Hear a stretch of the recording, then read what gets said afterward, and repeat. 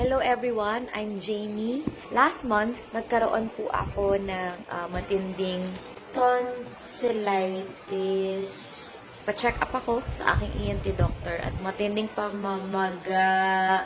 Sabi ng doctor ko, 2 weeks hindi ako pwede magsalita.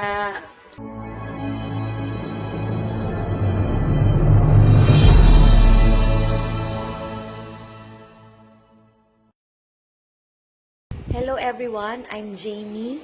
I'm a pastor and one of the co-hosts of the 700 Club Asia. Last month, nagkaroon po ako ng matinding tonsillitis and paos.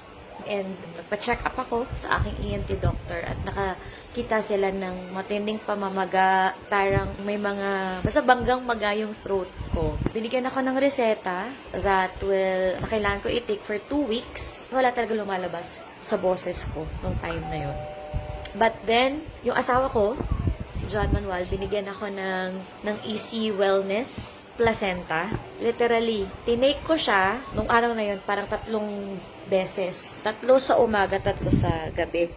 Grabe, wala talaga akong boses. Pero nung pagka-take ko sa kanya, nagulat ako because pagkagising ko, kinabukasan na, hindi ako OA, pero pagising ko kinabukasan, nagkaroon ako agad ng boses.